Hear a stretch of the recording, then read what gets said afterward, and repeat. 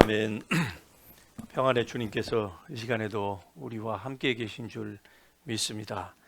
우리 하나님 말씀, 오늘 같이 은혜 나누실 하나님 말씀 잠언 14장에 있는 말씀 우리 같이 한 목소리로 읽겠습니다.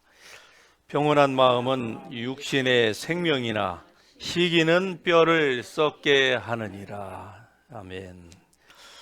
다 같이 앉으시겠습니다. 평온한 마음은 육신의 생명이나 시기는 뼈를 썩게 한다고 말씀합니다. 여기에서 평온한 마음이라고 하는 것은 문자 그대로 우리의 육신의 마음이 아니라 우리의 건전한 이모셔널한 것을 얘기합니다.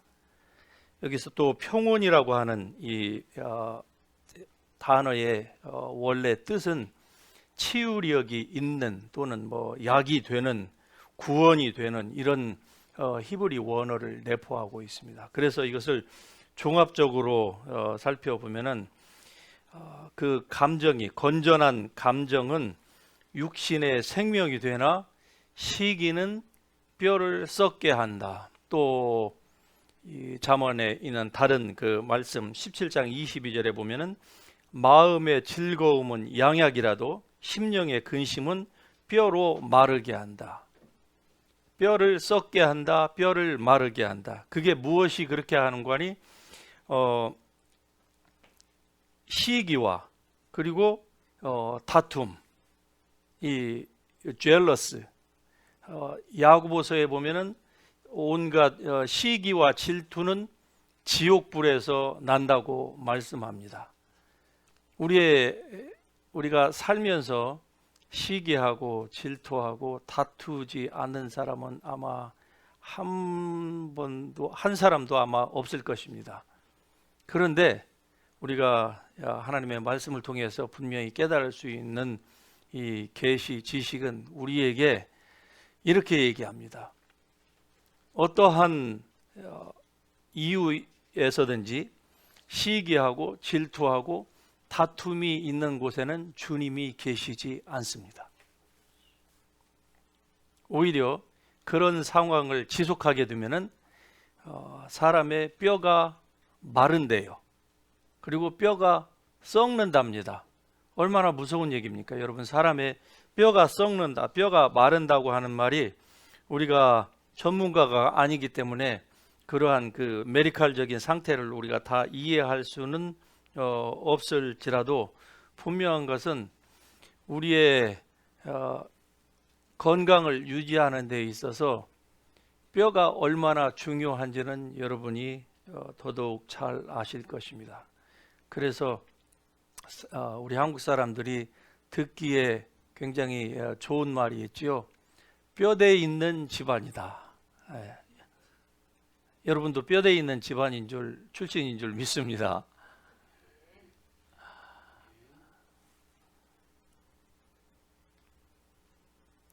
마음의 즐거움은 양약이다. 이 평온한 마음이라고 하는 것이 결국 즐거운 마음을 얘기하거든요.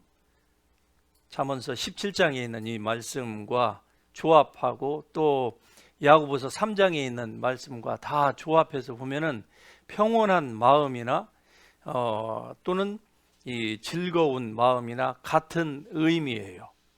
즉 이 말은 우리의 감정이 중요하다는 것입니다. 사람이 건강을 유지하기 위해서 굉장히 애를 많이 쓰지요. 그래서 요즘 시대야말로 정말로 자기의 건강이 자기의 신이 되어 있는 그러한 세상에서 살고 있습니다.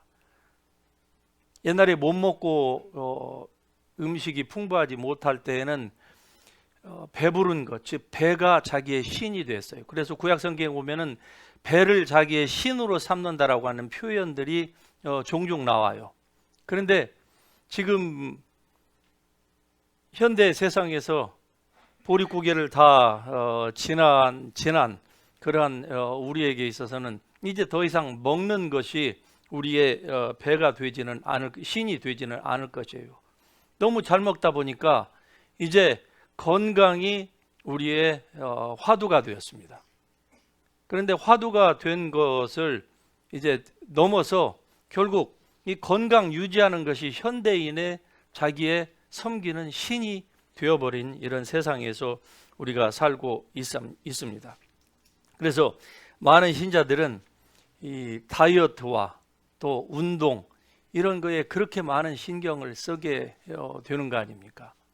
그런데 우리가 다이어트로 운동으로 자기의 건강을 유지한다고 할 때에 그것은 잘해야 그것을 충분히 100%를 활용을 해서 노력을 한다고 할지라도 결국 한평생 사람의 건강을 유지하는 데에는 잘해야 맥시멈 30%밖에 차지 못한답니다. 건강이 중요하기는 해요.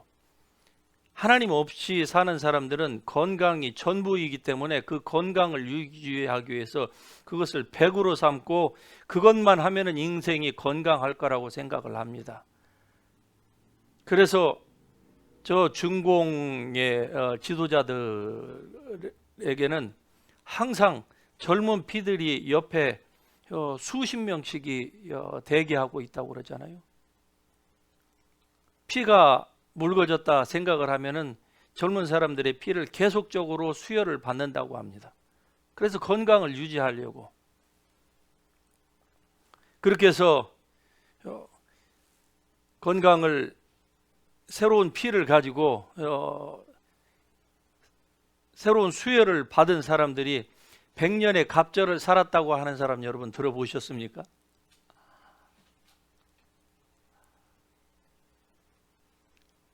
하나님께서 우리에게 하나님은 우리가 건강하게 살기를 원하십니다. 여러분도 하나님이 건강하게 살기를 원하십니다. 여러분이 힘쓰고 애쓰고 노력하는 것 이상으로 하나님은 여러분에게 이미 신령한 그 건강을 주셨기 때문에 그 건강을 여러분이 잘 유지해서 하나님의 나라와 주님의 의를 위해서 주님께서 여러분을 부르신 그 부르심의 상을 그대로 일생을 살면서 잘 감당하기를 원하셔서 여러분이 건강하기를 원하십니다. 그런데 사람이 아무리 건강을 노력하고 좋은 음식, 다이어트, 적당한 운동, 뭐 좋은 환경 아무리 다 한다 할지라도 30%밖에 안 된대요. 물론 크리스찬들이 하는 얘기죠. 넌 크리스찬은 그러한 것들 뭐 하나님이라고 하는 개념이 뭘 아예 자기의 삶에서 지우려고 하니까 건강을 100으로 삼아요. 그런데 성경에서 보면은요 어떻습니까? 자기의 건강을 잘 유지하면은 우리가 건강하게 산다 이러한 언급보다는 여호와를 경외하면 건강한다. 하나님의 말씀을 잘 들으면 장수한다. 건강과 장수가 결국 하나님의 말씀, 하나님의 계명, 즉 진리의 빛 가운데에서 하나님을 잘 섬기고 하나님을 잘 예배하고 하나님을 두려워하고 그리고 주님의 말씀에 귀를 잘 기울이는 사람이 결국 건강하고 장수한다 하는 것을 말씀하고 있습니다. 여러분은 세상을 따라가기를 원하십니까? 아니면은 하나님의 말씀을 따르기를 원하십니까?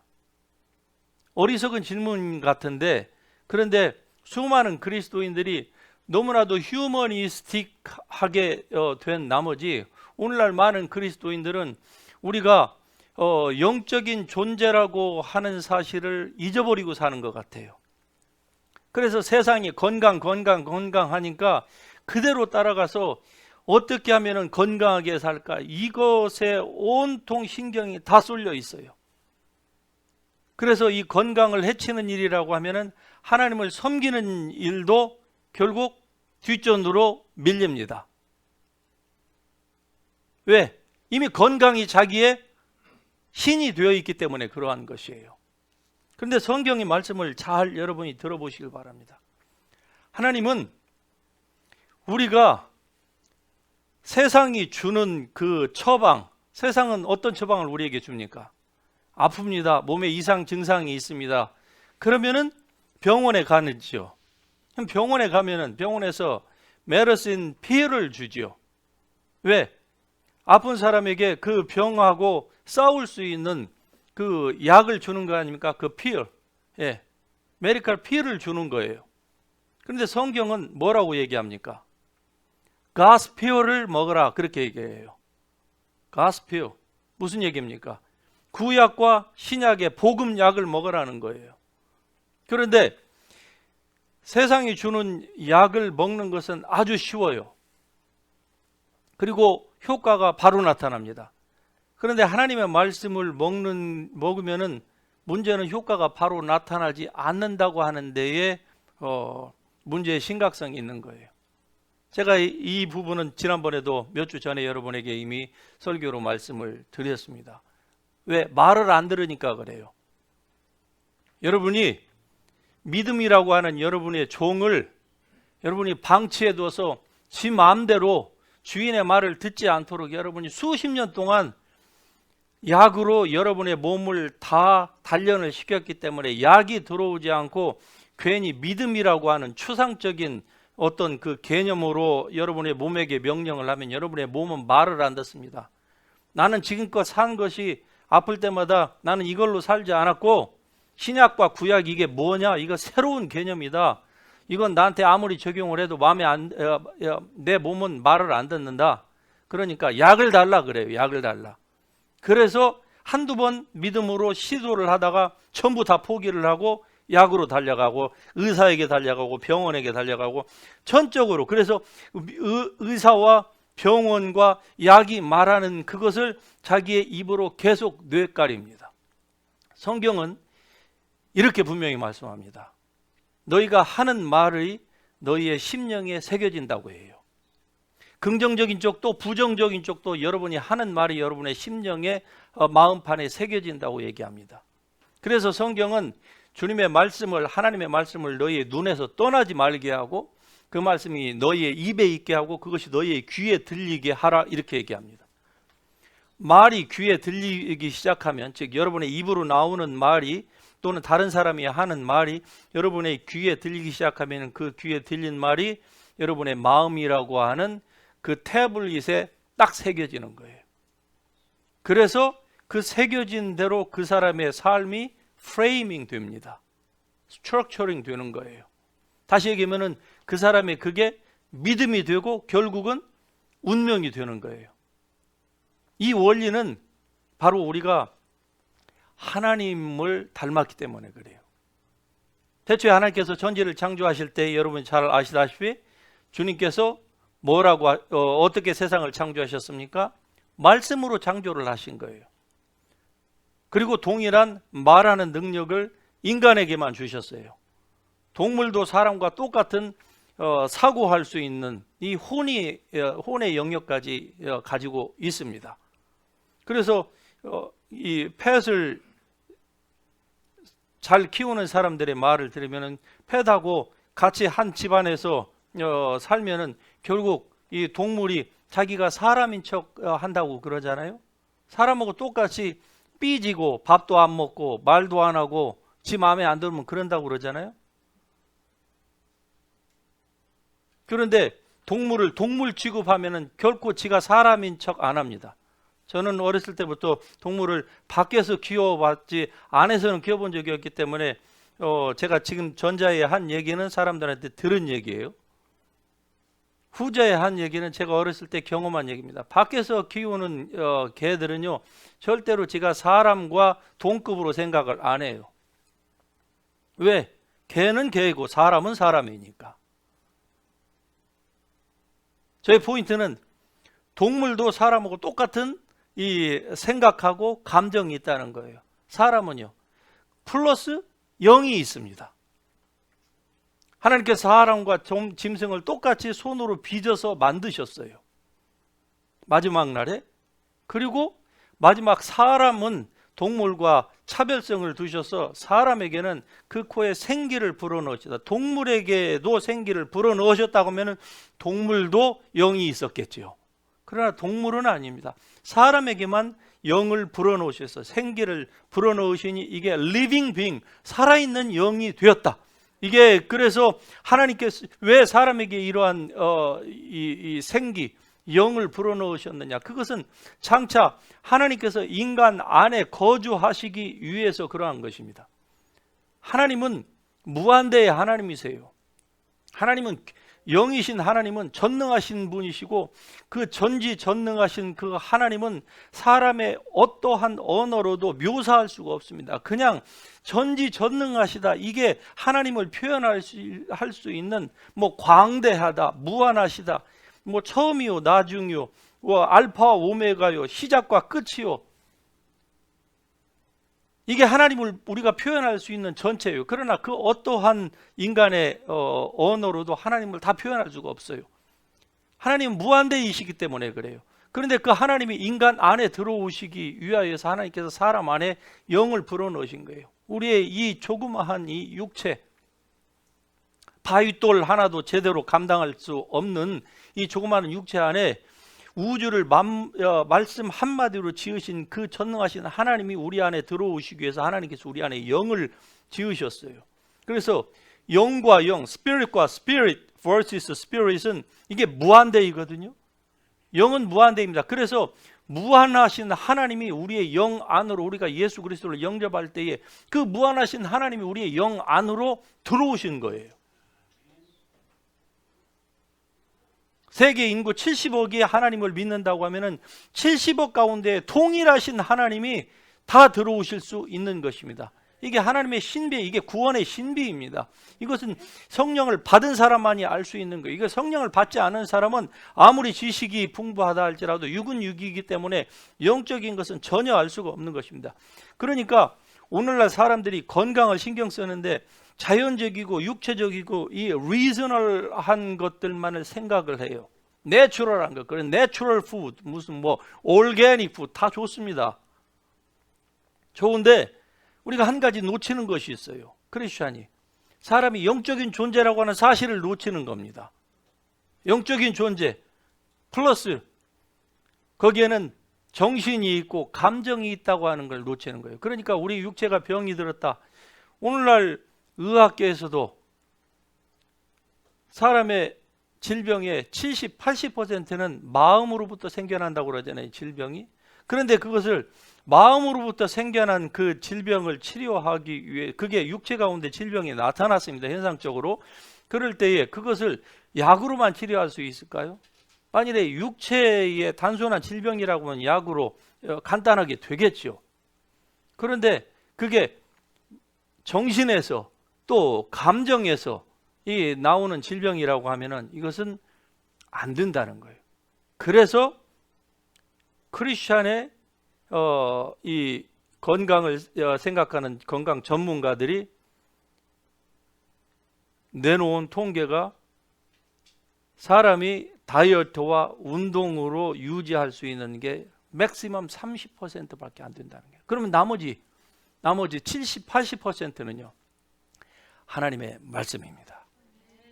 하나님의 진리 안에 걷는 것입니다. 그렇게 살 때에 우리의 건강이 개런티 된다고 하는 것을 성경이 말씀하고 있는 것입니다. 영적, 정신적, 감정적인 것, 이게 굉장히 중요한 것이죠. 오늘 말씀을 다시 한번 보십시다. 평온한 마음은, 즉 즐거운 마음은 육신의 생명이다 그래요. 그 감정이, 건전한 감정, 건강한 감정을 가진 사람은, 즉 병든 감정을 갖지 않는 사람은 그것이 육신의 생명이다. 육신의 약이 된다 이 말입니다. 1950년대에 어느 책을 읽다 보니까 한 메디컬 닥터가 암에 걸렸습니다. 그런데 이 닥터가 자기의 그 전문 분야에서 일을 할 때 보니까 키모테라피로 치료된 사람도 있지만은 키모테라피 때문에 죽은 사람들이 굉장히 많은 것을 알게 됐어요. 그런데 이 닥터가 크리스찬이에요.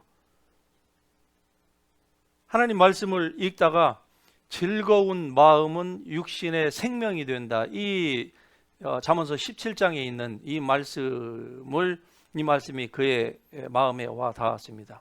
그래서 그가 의사의 일을 당분간 다 내려놓고서, 그리고 그가 하나님의 말씀대로 자신을 치료하기 위해서 키모테라피를 받아야 되는데 거부하고 그때부터 코미디만 봤대요. 왜? 즐거운 마음이 육신의 건강을 가져다 준다. 그 말씀을 그대로 이 의사는 믿은 거예요. 그런데 그 책에 정확하게 그가 얼마만큼의 기간이라고는 명시하지 않았기 때문에 잘 모르지만은 1년 안쪽으로 그가 1년 동안 그 의사의 직을 내려두고 이 코미디만 본 결과 나중에 보니까 몸에서 모든 암세포가 다 사라졌답니다. 이게 모든 사람에게 적용될 수 있는지는 잘 모르겠습니다.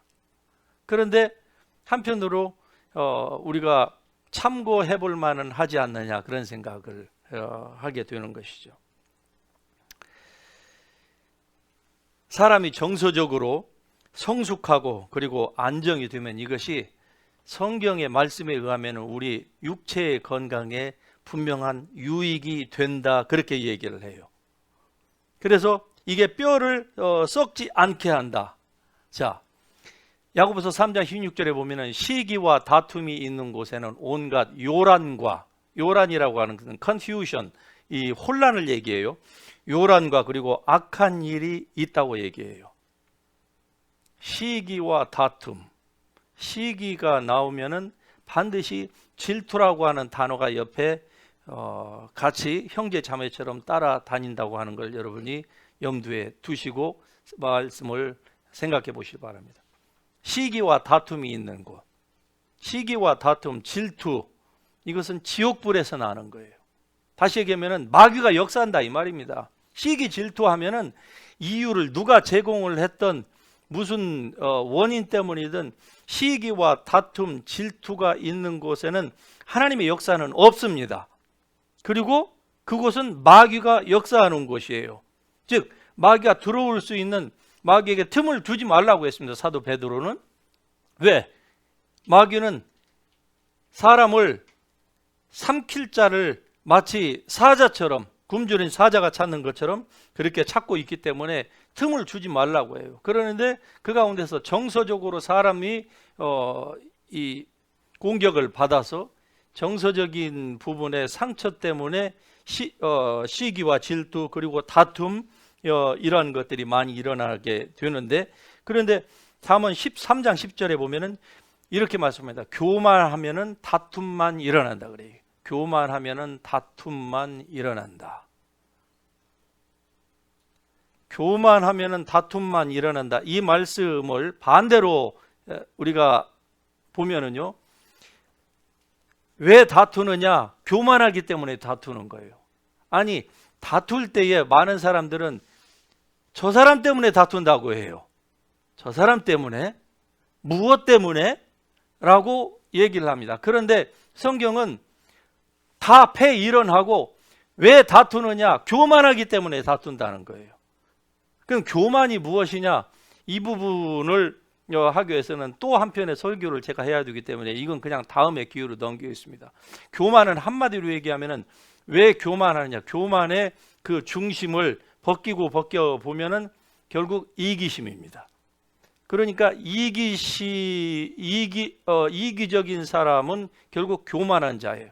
세상에서는 뭐 목이 뻣뻣하면 교만하다 그렇게 얘기를 하지만 그건 그냥 현상적으로 외적으로 단순하게 보여지는 것이지만은 어쨌든 성경은 이렇게 얘기를 해요.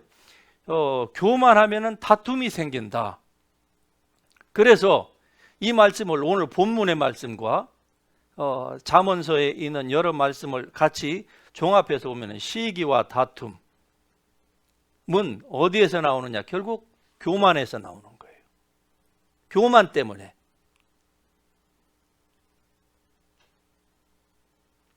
이것이 일어나는 곳은 먼지처럼 바로 다툼이 일어나요.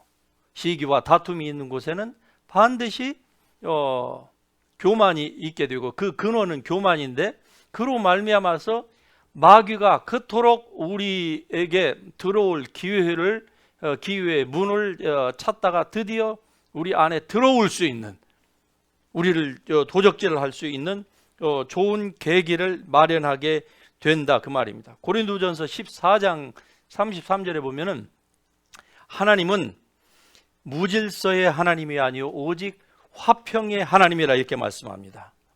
God is not the author of confusion. 예. 무질서의 하나님이, 혼란의 하나님이 아니라 하나님은 화평의 하나님이다. 다시 말씀드리면 무질서, 혼란, 이 혼란한 가운데에 우리가 빠지게 되면은 결국 마귀가 틈타요. 그런데 다툼이 있는 것에 혼란이 있습니다. 시기와 질투와 쟁투와 다툼이 있는 곳은 결국 어둠이 덮으니까 사람이 갑자기 믿음 생활을 잘 하다가도 이런 다툼 가운데에 자꾸 들어갔잖아요. 그러면은 결국 disorder, confusion, 이 혼란이 찾아와요. 그래서 신앙생활을 하다가도 전에는 쉽게 알았던 것이 생각이 안 나요. 왜? 분노가 일어나니까. 그러니까 혼란이 와요. 이런 상태를 성경은 이런 실수를 범하더라도 해가 지도록 분을 품지 말라고 하는데, 문제는 그게 잘 됩니까? 뚜껑은 자기 마음대로 막 열고 싶을 때 열어요. 그런데 잘 닫히던가요? 원할 때 여러분이 뚜껑을 마음대로 닫을 수 있습니까? 여는 것은 마음대로 해요. 근데 뚜껑이 마음대로 안 닫힌다는 데에 문제가 있어요. 왜 그렇습니까? 감정이 있으니까 그래요. 감정 때문에. 이 감정이라고 하는 이 파도는 한번 일어나기 시작하면 이게 마음대로 컨트롤이 안 돼요. 그래서 이것 때문에 사단이 우리의 삶에 틈을 탄다는 거예요. 이것 때문에, 이로 말미암아서. 제가 어느 교회에 한 성도님을 상담한 적이 있습니다. 그분이 이 타운에서 사업을 잘 오랫동안 몇십 년 동안 잘 하셨던 분이에요. 그런데 그가 다니던 교회가 분란이 일어났습니다. 그로 말미암아서 시험이 들었어요. 열심히 신앙생활을 하다가 시험이 들었습니다. 그로 말미암아 교회를 결국 나오게 됐고, 다음 교회를 선택하는 과정이 너무 길었어요. 그 인터벌이. 그게 몇 년 동안, 그러다 보니까 교회를 수년 동안을 안 다녔어요.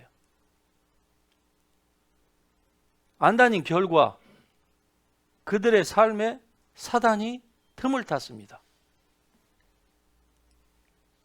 그리고서 그 잘 되던 사업, 캐시가 엄청나게 들어오는, 그래서 집안에 캐시를 쌓아놓고 살고 있는 그런 분들의 사업이 이유도 없어요. 뭐 팬데믹이라 뭐 이런 것도 아니에요. 그럼에도 불구하고 사업이 자꾸 내리막길로 가는 거예요. 시기와 다툼이 있는 곳에 혼란함이 있고 결국 악이 함께 있는 거예요. 다시 말씀드리면은 여러분이 그러한 상황을 살면서 또다시 직면하게 된다고 하면은 피하세요. 할 수만 있으면 피해야 됩니다. 하지 말아야 돼요. 그 성도님이 저에게 어떻게 하면 좋을까요? 부부간에 너무 자주 싸운다는 거예요. 이제 싸우다가 싸움의 도가 아주 그냥 너무 지나쳐가지고 그 서로 쌍방에 주고받은 문자를 저에게 보여주는데 제가 말로 하기가 참 거시기 할 정도로 그렇습니다. 이렇게 싸움과 다툼이 있으니까 혼란이 있죠. 혼란을 틈타서 우리 옛말에도 도둑은 시끄러운 때를 좋아한다고 하죠. 혼란하니까 들어왔어요. 그래서 도적이 오는 것은 도적질하고 물질을 도적질했습니다. 부부간을 도적질했어요. 자녀와 부모 사이를 도적질했습니다. 사업을 도적질했어요. 건강도 이상이 오기 시작합니다. 그것은 하나님이 없기 때문에 그래요. 교회를 나와도 이제 도대체 뭐가 뭔지 모르겠다는 거예요. 도대체 어떻게 살아야 되는지도 모르겠다는 거예요. 수십 년 동안 하나님을 믿어왔는데 단 몇 년 베케이션 다녀온 것 뿐인데 그 몇 년이 자기네들의 수십 년의 그 기가 막힌 사업을 완전히 망가뜨렸고 하나님을 향한 그 신뢰, 이 모든 것들을 다 그냥 nothing으로 바꾸게 했다는 것이죠. 의학적으로 보면 우리 사람의 몸에는 항상 몇백 개의 기본적으로 암세포는 가지고 있다고 합니다. 사람은 항상 그렇대요. 이게 그런데 사람이 감정이나 정신적으로 건강하다고 하면은, 감정이나 정신적으로 건강한 사람은 육체도 건강하겠죠. 그러면은 이 암세포가 결코 이 몸에 해를 끼치지 못하는데, 그런데 감정, 정신 이러한 부분에 심한 스트레스나 어떠한 그 상처나 이러한 것들이 지속하게 되면은 그게 결국 몸에 암세포의 이상 증식을 유발시킬 수도 있다는 것이죠. 그로 말미암아서 암이라고 하는 이 치명적인 병이 사람의 몸에 생긴다는 거 아닙니까? 왜 그렇게 생기는지, 그게 정말로 다 스트레스 때문에 생기는지 아니면 그 다른 요인이 있는지 그것까지는 저는 모르겠습니다. 예. 우리 성도님들 가운데에 의료계에 종사하시는 분이 여러분이 계시니까 제가 여러분 앞에서 주름을 잡지는 않겠습니다.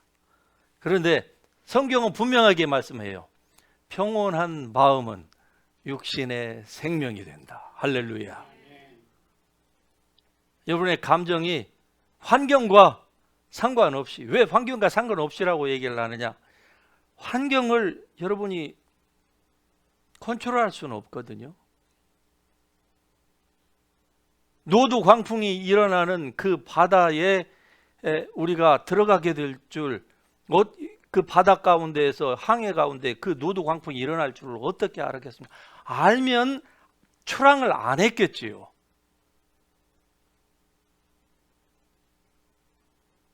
순풍이 불고 좋은 일기 가운데에 그런 그 웨더 포캐스트를 보고서 출항을 하는 거 아닙니까? 그런데 가다 보면 자기도 모르게 유리굴라와 같은 그런 광풍이 갑자기 몰아쳐서 죽이려고 한다 이 말이죠. 내가 탄 인생의 이 배를 전복시키려고 한다 이 말이죠. 나를 산 꼭대기에 이르렀다가 지옥 바닥에까지 내려치는 이러한 노도 광풍 가운데에 우리가 말려 들어갈 수가 있습니다. 그러할 때에도 중요한 거, 우리가 그런 환경은 잘 알 수가 없어요. 인생이. 왜? 하나님께서 사람으로 하여금 앞날을 알 수 있는 이러한 예지력을 하나님께서는 사람에게 허락하지를 않으셨어요. 성경이 그 이유를 분명히 말씀합니다. 하나님만 의지하게 하려 하심이라. 할렐루야.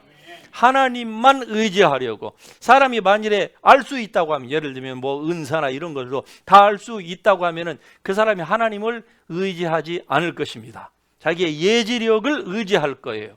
그래서 어떠한 사람에게도 하나님께서 이러한 것을 알려주지 않으셨어요. 기껏해야 하나님께서 주신 것이 무엇인 줄 아십니까? 예언의 은사 또는 지식의 말씀의 은사. 지식의 말씀이라는 것이 여러분 무슨 것인지 아시죠? 제가 여러분 설명을 드려서, 지식의 말씀, 지혜의 말씀이라는 게 단어 원 워드만 하나님이 딱 주시는 거예요. 그거 이상은 안 주십니다. 그게 지식의 말씀이에요. 은사를 받은 사람은 이 단어 하나를 가지고 하나님이 주신 지혜로서 어느 정도 상황과 모든 것들을 풀어나가는 거예요. 그러기 위해서는 이 종합적이고 복합적인 성경 지식과 그리고 경험과 인생의 지혜와 이 모든 것들이 필요한 것이죠. 학문도 필요하고 사람을 보는 또 상황을 인식하는 이 모든 것들이 필요한 것입니다. 그러할지라도 사람에게 앞날을 다 바라볼 수 있는 이런 능력은 하나님이 주시지 않으셨습니다. 왜냐? 하나님만 의지하게 하시려고. 할렐루야. 하나님만 의지하십시다.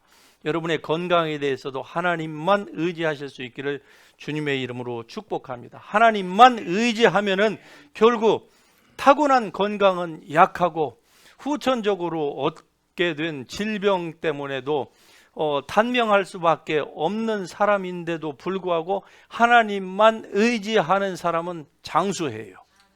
건강하게 장수합니다. 저는 그것을 다른 멀리에서 본 게 아니에요. 저희 집에서 보았습니다. 어릴 때부터. 저희 할머니가 그렇게 거의 100년에 가까운 삶을 건강하게 사셨고, 저희 어머니도 이미 수십 년 전에 돌아가셨어야 될 분인데 지금 80 중반을 넘으시고도 지금도 여전히 건강하게 살고 계십니다. 그래서 저는 하나님 말씀이 진리인 줄 믿습니다. 잠언 4장에 보면은 내 아들아 내 말을 들으라 그리하면 내 생명에 너의 생명에 해가 길리라 이렇게 말씀합니다. 즉 건강과 장수는 하나님의 말씀을 듣고 따르는 것과 밀접한 관련이 있다고 말씀하는 것이죠. 하나님의 말씀 즉 지혜를 들으라는 거예요. 지혜를 의인화해서 지혜를 들으라 그리하면 너의 생명에 해가 길리라 이렇게 말씀합니다. 인간적이고 이성적이고 논리적이고 과학적이고 지식적인 거 다 좋습니다. 그런데 그것보다 훨씬 더 좋은 우리의 건강 비결이 있습니다. 그것은 하나님의 말씀을 듣는 거예요. 주님의 말씀을 여러분이 들으시기를 바랍니다. 그리하면 너의 생명의 해가 길리라. 여러분 성경에서 말하는 내 생명의 해가 길리라 이 말은 요양병원에서 침대에 누워가지고 양쪽에 다 족쇄가 채워져가지고 코에는 이 호흡기를 끼고서 말도 하지 못하고 자기 자식을 봐도 이게 누군지 그런 상태를 성경이 얘기하는 게 아닙니다. 곡식단이 제때에 들려 올려서 추수 탈곡기에서 제때에 들려 올려진 것 같이 하나님께서 주시는 장수의 건강은 장수의 축복은 바로 그러한 상태입니다.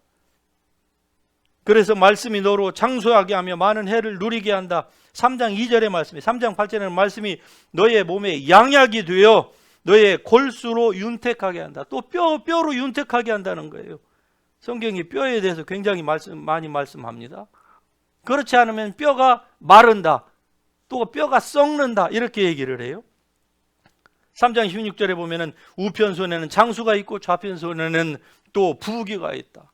장수와 부귀가 같이 주어진다는 것이죠. 그 지혜는 얻은 자에게 생명나무라. 하나님의 말씀은 우리에게 곳곳에서 잠언 3장 한 곳에서만 4번에 걸쳐서 얘기를 합니다. 잠언 4장에서도 2번에 걸쳐서 이렇게 얘기를 해요. 주님의 말씀을 잘 들면 그것은 얻는 자에게 생명이 되며 그 온 육체에 건강이 된다. 즉 약이 된다는 거예요.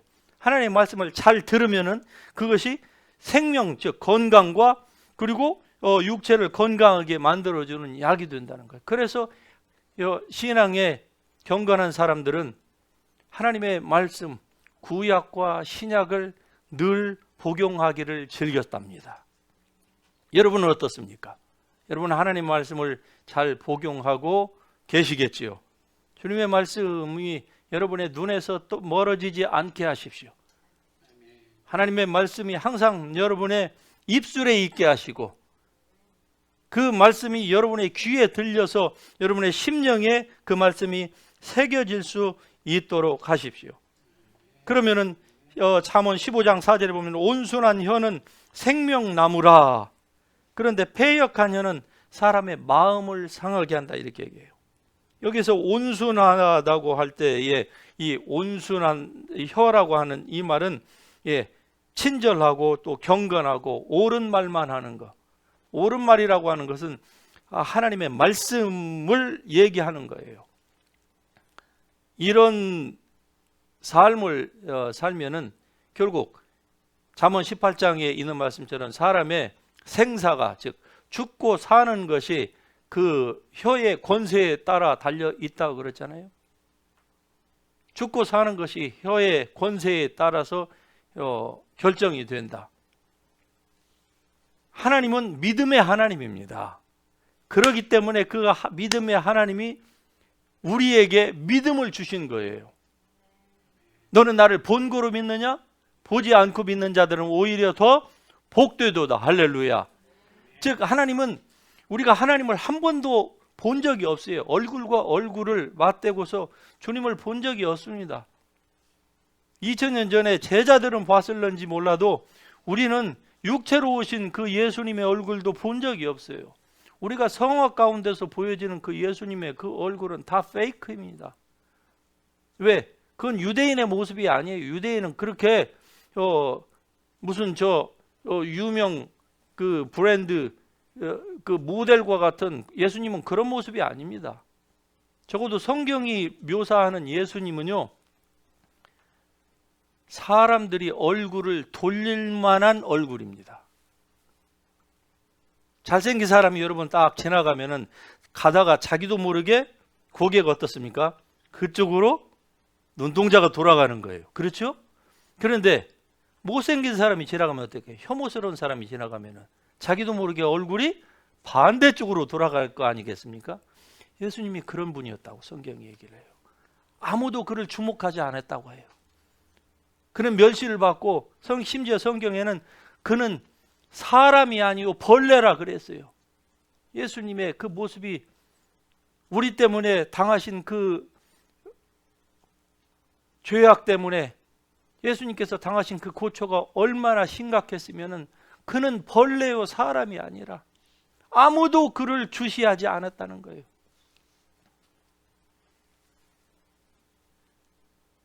이러한 주님께서, 우리의 모든 질고를 다 겪으신 그 주님께서 저가 채찍에 맞음으로 우리를 낫게 하셨습니다. 그 낫게 하신 그 주님이 아직 우리의 몸에 질병이 있다고요. 예, 우리의 몸은 아직 구원을 받지 못하였기 때문에 질병이 있는 것은 사실이에요. 그러나 적어도 3분의 1인 여러분의 영의 사람 안에는 질병이 없습니다. 완전한 치유가 여러분의 3분의 1 안에는 이미 보장되어 있습니다. 그리고 그 건강은 해칠 자가 없는 거예요. 단지 이제 여러분이 이 사실을 알지 못하고서 살면서 육체적으로 행한다. 눈은 눈으로, 이는 이로, 주먹은 주먹으로, 육두문자는 육두문자로 여러분이 그렇게 살려고 한다고 하면은 결국 여러분은 뼈가 썩을 것입니다. 그리고 뼈가 마르게 될 거예요. 자, 뼈가 썩고 뼈가 마르면 어떠한 현상이 일어나느냐 하는 것은 제가 특별히 얘기를 안 해도 여러분 인터넷에서 뼈 한 자만 갖다가 쳐보세요. 그러면은 지식이 차고 넘칠 것입니다. 부정적인 지식, 긍정적인 지식 차고 넘칠 거예요. 히브리서 4장 12절에 보면은 하나님의 말씀과 그리고 우리 사람의 건강에 대해서 이렇게 얘기를 합니다. 하나님의 말씀은 살았고 운동력이 있어서, 하나님 말씀이 살아있고 지금도 운동력이 있다고 하는 거예요. 누구에게? 믿는 사람에게. 할렐루야. 믿는 사람입니다. 여러분이 하나님 말씀을 살아있고 운동력이 있다고 하는 사실을 믿는다고 하면 그 말씀은 여러분에게 살았고 운동력이 있어서 좌우에 날선 어떤 양날 가진 칼보다도 더 예리하여서, 그 다음이 중요해요. 더 예리하여서 혼과 영과 관절과 골수를 찔러 쪼개기까지 한다. 자, 영혼이 아니고 혼과 영이에요. 그리고 관절과 골수.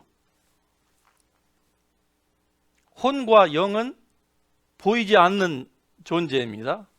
인비저블이에요. 관절과 골수는 보이는 것입니다. 그런데 이 두 가지를 서로 비교해서 대조하면서 지금 하나님께서 말씀을 해요. 무슨 말씀을 합니까? 하나님의 말씀의 그 중요성을 우리에게 강조하기 위해서 하나님 말씀에 살았고 운동력이 있어 좌우에 날선 어떤 검보다도 예리하여 혼과 영과 관절과 골수를 찔러 쪼개기까지 하며 그 마음의 숨은 생각까지도 다 드러나게 한다. 여러분, 사람의 몸 가운데 가장 단단한 것이 사람의 마음입니다. 가장 hardest part가 사람에게 있어서 마음이에요. 그래서 이 마음 하나 돌리는 것이 얼마나 어려운지 여러분이 잘 아실 것입니다. 여러분이 예수님을 믿고 주님의 말씀을 그렇게 들었어도 여러분 마음 속에 가지고 있는 어떤 편견 하나를 바꾸는 데에 그렇게 많은 시간이 들었고 걸렸고, 지금도 여러분은 제가 하나님 말씀을 증거함에도 불구하고 어떤 부분에 있어서는 여러분은 강력하게 저항하고 있어요. 속에서. 무엇 때문에? 그 마음 때문에. 그 마음이 뭡니까? 교만한 마음이에요. 이거 꺾어야 됩니다. 이거 꺾지 않으면은 하나님 말씀 우리가 은혜를 못 받습니다. 우리가 예배를 드려요. 예배가 10시 30분입니다. 제가 서울에서 목회할 때에 11시 예배를 드리는데 꼭 11시 15분이 돼야 오시는 분이 있어요. 11시 10분도 아니에요. 5분도 아닙니다. 정확하게 11시 14분 되면은 문 열고 들어오세요. 그분이 누구냐? 고등학교 선생님이세요. 나는 그분이 학교 가가지고 학생들이 항상 15분 늦게 오는 학생한테 그 선생님이 뭐라고 하실지 한번 많이 궁금한 적이 있습니다. 사람의 이 감정이라고 하는 굉장히 이게 센서티브합니다. 그래서 마음이 조급하거나 쫓기잖아요. 그러면 은혜를 절대 못 받습니다. 제가 영성사역을 하면서 알게 된 게, 그래서 저도 알고 보면 성격이 진짜 괜찮게 못된 사람이거든요. 그런데 영성사역을 하면서 이 사역을 하기 위해서 제 성격을 죽이지 않을 수가 없는 거예요. 왜? 이거 안 죽이고서는 어떻게 할 수가 없으니까. 아마 일평생 작업이 있겠죠. 여러분 어떻습니까? 예배 드리는 데에 땡 치면은 와갖고 앉으신다? 그러면 그때부터 안 되는 거예요. 안 됩니다. 사람이 이 감정이 있기 때문에 그래요. 굉장히 민감합니다. 예배 드리기 전에 미리 오셔서 기도로 준비를 하고 하나님 말씀도 읽어보고 기도로 준비하면서 그렇게 마음을 평온하게 가라앉힌 다음에 그 다음에 하나님의 말씀과 찬양과 이 모든 예배 가운데에 들어가도 은혜를 받을까 말까 해요. 왜? 일주일 동안 대부분의 성도님들은 성경과 말이 그렇지 성경과 상관없이 살아요.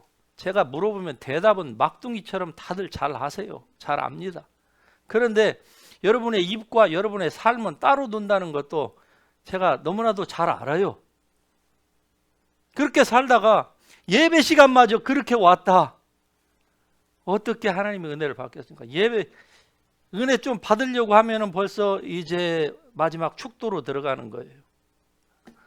이런 생활을 평생 해본다고 하십시다. 하나님이 주신 그 어마어마한 하늘의 상급 요원합니다. 그냥 일평생 그냥 종교 생활만 하는 거예요. 그냥 자기 마음만 만족하기 위해서 일평생 대부분의 크리스천들이 그렇게 살아요. 소수를 제외하고서는. 나는 여러분 모두가 이 소수에 포함되는 복된 사람이 되기를 축복합니다. 사람의 감정이 굉장히 이게 민감해요. 하나님의 말씀은 살았고 운동력이 있어서 하나님은 죽은 자의 하나님이 아니요 하나님은 아브라함과 이삭과 야곱의 하나님, 다시 말씀드리면 대대로 내려오는 하나님. 지금도 우리는 아브라함으로 말미암는 자는 지금도 우리가 그의 자손이라고 하잖아요. 그러므로 우리가 하나님의 지금 자녀입니다. 여러분이 하나님의 자녀, 즉 하나님은 살아계시고 그래서 그가 주신 말씀, 그의 입으로 내신 말씀도 지금도 살아있고 활력이 있어서 좌우의 날선 어떤 그 쌍검보다도 더 예리하여서 혼과 영과 관절과 골수를 찔러 쪼개기까지 하며 그 숨은 생각까지 드러내고 그 사이를 이 한 방으로 한 칼로 단칼로 이 구분 짓는다는 것이죠. 이게 영의 생각인지 육의 생각인지 이것을 구분할 수 있는 것은 하나님의 말씀밖에 없습니다. 이 사역을 오래 하면서 알게 되는 것이 결국 하나님의 말씀이 아하 그렇구나, 이렇게 하나님의 말씀이 강력하구나 하는 것을 알게 되는 거예요. 그래서 하나님의 말씀에 더더욱 신경을 쓰게 되고 더더욱 시간과 주님의 말씀과 함께하는 그러한 시간을 많이 갖게 되는 거예요. 말씀의 거울에 비춰서 내가 살았던 지난날에 그리고 행동했던 것들을 조명해 보면은요, 부끄러운 것이 너무 많아요. 말했던 것이 부끄럽고 행동했던 것들이 부끄럽고, 그리고 그렇게 내 경험과 내 인생의 지혜로 결정했던 그 결과물들에 대해서 부끄러운 것들이 너무 많아요. 왜? 하나님의 말씀을 무시하고 내가 원하는 대로 인생을 살았던 이런 수많은 것들. 그래서 지금도 저의 기도의 제목은 하나님, 다시는 이러한 어리석음을 반복하는 짐승과 같은 사람이 되지 않기를 원합니다. 이게 저의 기도의 제목 중에 하나입니다. 하나님 말씀은 살아있습니다. 할렐루야. 이 말씀이 여러분 가운데도 동일하게 살아서 역사할 줄로 믿습니다. 여러분이 이 하나님 말씀을 믿으시기를 바랍니다. 이 말씀으로 말미암아 이 말씀이 여러분의 영과 혼과, 즉 여러분의 가장 단단하고 가장 교만한 여러분의 마음을 쪼갤 수 있는 이 말씀으로 여러분이 하나님의 말씀을 마치 이 말씀이 하나님이라 하나님처럼 이 말씀을 여러분이 대할 수 있기를 주의 이름으로 축복합니다. 어떤 사람들 하나님의 말씀을 주님께서 주시는 이 은사로 전달을 해도 자기의 감정에 맞지 않으면 안 받아요. 그리고 그로 말미암아서 삐져요. 시험에 듭니다. 하나님 말씀을 줬는데 삐져요. 아니 내가 개인적으로 공격한 것도 아니에요. 그냥 주님의 말씀을 줬을 뿐이에요. 그런데 어떤 사람은 그 하나님 말씀 한 말씀을 듣고서 눈물을 흘리면서 자기의 지난 날을 돌아보면서 삶을 새롭게 시작하는 사람이 있습니다. 여러분 후자가 될 수 있기를 주의 이름으로 축복합니다.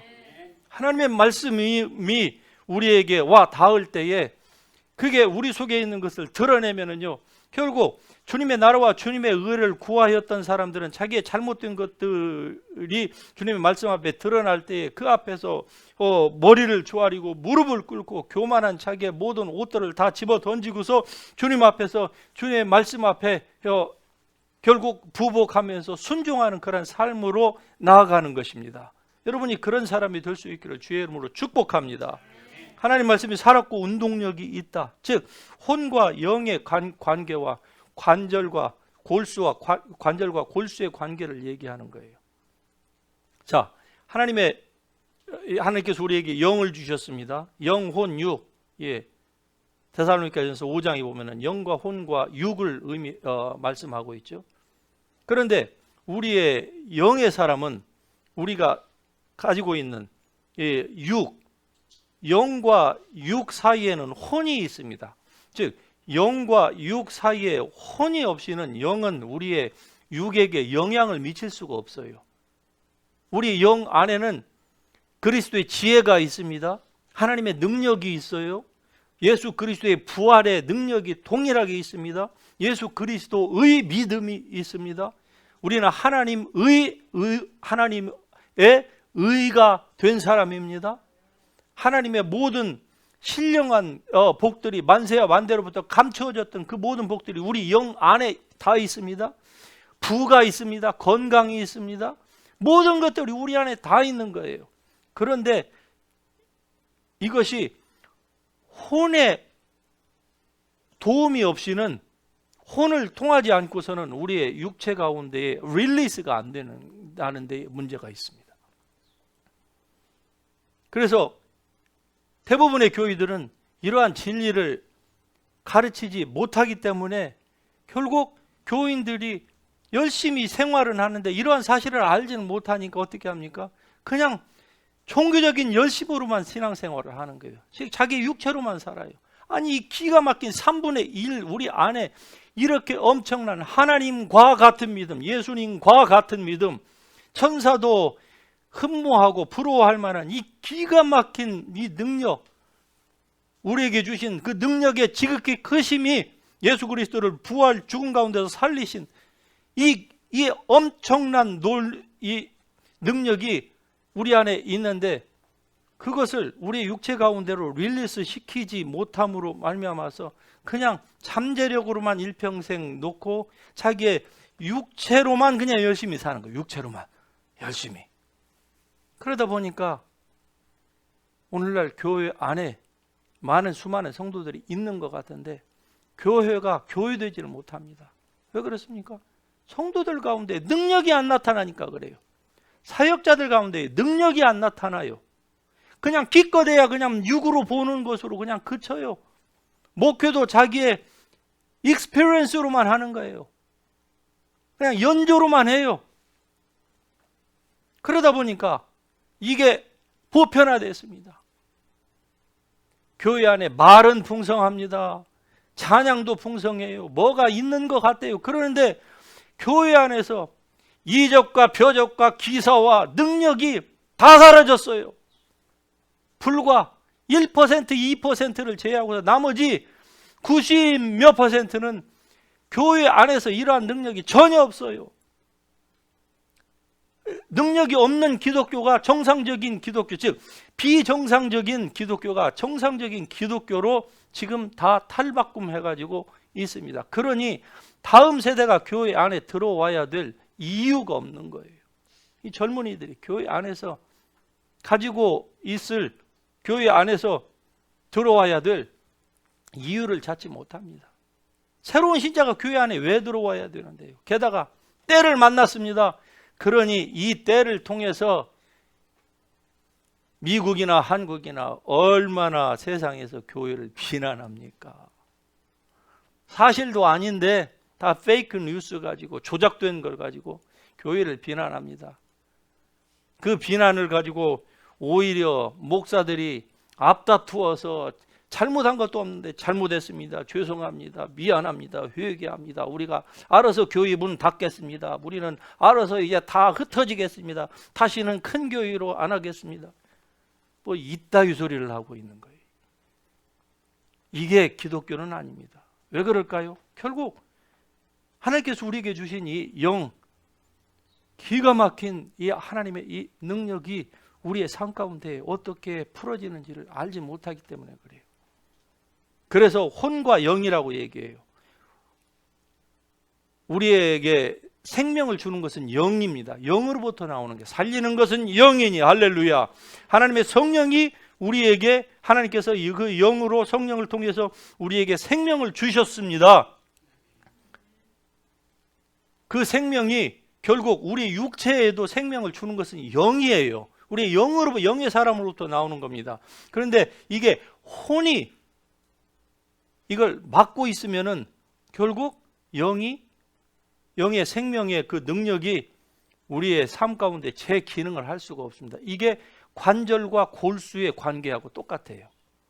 우리 몸에 뼈가 이렇게 많이 있습니다. 그렇죠? 그런데 이 많은 뼈가 만일에 관절이 없다고 하면 어떻게 될까요? 제 기능을 할 수가 없겠죠. 한마디로 뼈대 없는 집안이 되는 거예요. 뼈대가 있으면 뭐합니까? 관절이 있어서 서로 세울 때 세워주고 밸런스를 맞추고 건강하게 직립보행을 하게 하고 하는 이런 모든 역할을 관절이 하는 거 아닙니까? 그렇죠? 그런데 관절만 가지고 됩니까? 우리의 육체의 생명을 유지하는 데는 골수가 필수입니다. 즉 혼과 영의 관계와 관절과 골수의 관계를 그래서 서로 대조하는 것이 그래요.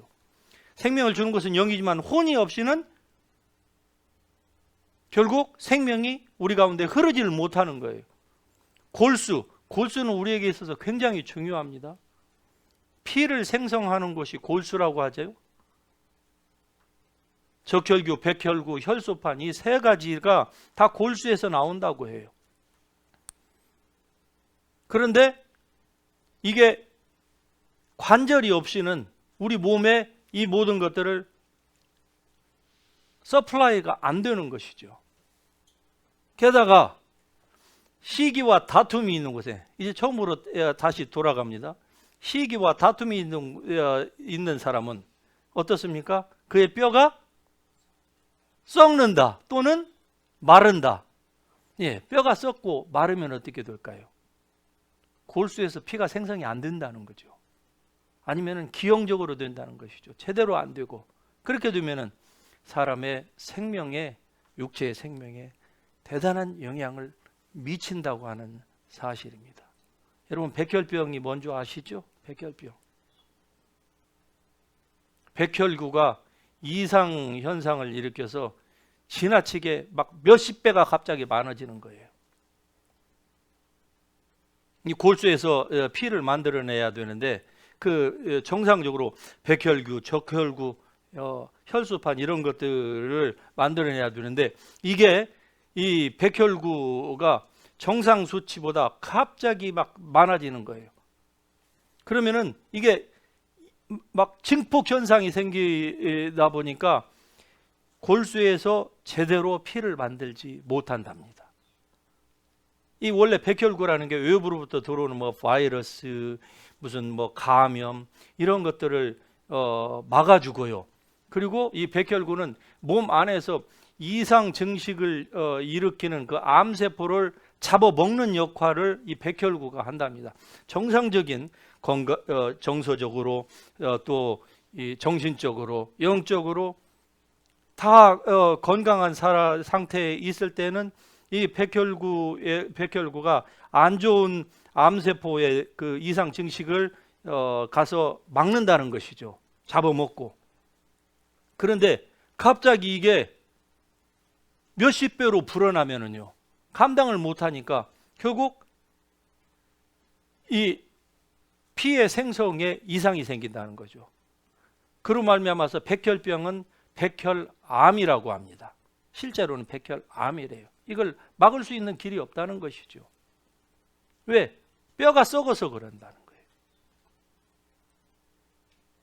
뼈가 말라서 그렇다는 것이고, 우리가 이 모든 것들을 다 알 수는 없지만, 그러나 분명한 것은 하나님은 우리가 이런 깊은 지식이 없을지라도 우리에게 해결할 수 있는 좋은, 아니 그것보다도 더 좋은 예방의학의 이 지식을 우리에게 주셨습니다. 평온한 마음은 할렐루야, 즐거운 마음은 할렐루야, 주 안에서 항상 즐거워하라 할렐루야. 주님 안에서 즐거워하는 거, 환경이 어땠든 여러분 주위에서 여러분을 아무리 격동을 시킨다고 할지라도 여러분은 평온한 마음을 유지할 수 있습니다. 절대 싸우지 마세요. 누가 싸우려고 하면 그냥 도망가세요. 최고의 좋은 방법입니다. 그게 결국 하나님의 은혜를 유지하는 길이에요. 마귀는 어쨌든지 내가 시기와 다툼 가운데에 그 혼란의 진흙탕으로 들어가기를 원해요. 그래서 주위 환경을 통해서 자꾸 나를 그런 속으로 집어넣으려고 합니다. 그럴 때 어떻게 해야 될까요? 그곳에는 하나님의 역사하심이 없다 이 말이죠. 그러니까 도망가야만 합니다. 36개가 최고의 무술이라고 하잖아요. 시기와 다툼이 있는 곳에는 온갖 혼란과 그리고 악한 일이 있을 때, 마귀가 역사하니까 악한 일이 일어나고 혼란스럽습니다. 여러분 다시는 이런 혼란 가운데 들어가지 않기를 주님의 이름으로 축복합니다. 이런 하나님의 은혜가 여러분 가운데에 늘 충만하여서 혼과 영과 관절과 골수를 찔러 쪼개기까지 할 수 있는 이 하나님의 말씀, 이 하나님의 말씀이 오늘 우리에게 주시는 그 은혜의 메시지는 평온한 마음, 즐거운 마음, 메리 하트를 얘기하는 거예요. 메리. 메리 하트는 결국 우리 육체의 건강이 됩니다. 하나님의 여러분이 건강하게 살면서 환경이 어떠할지라도, 시대가 지금 어떻게 돌아간다 할지라도 건강하게 살면서 단순히 건강하기만 사는 것이 여러분의 삶의 목적이 돼서는 아니 되고, 결국 왜 건강을 하나님께서 우리에게 주시기를 원하시느냐, 세상이 알 수 없는, 세상의 모든 것으로도 바꿀 수 없는 그 한 영혼을 구원하도록 하기 위해서 하나님께서 여러분에게 건강을 주십니다. 건강한 정신, 건강한 육체, 이것을 가지고 있어야만이 바른 사역을 할 수가 있습니다. 제가 영성 사역을 하면서 보니까요, 정말로 몸이 건강하지 않고 피곤하잖아요. 그러면은 이 영적인 사역은 할 수가 없어요. 저에게 상담을 받아보신 분들은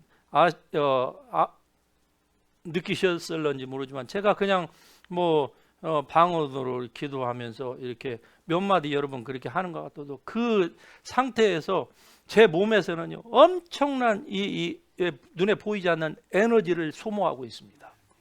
그걸 제가 어떨 때 하는 거니, 건강할 때는 몰라요. 근데 사역을 하다가 막 피곤하잖아요. 몸에 이상 증상이 있잖아요. 그러면은요, 이게 워킹을 안 해요. 이게 오퍼레이팅이 안 됩니다.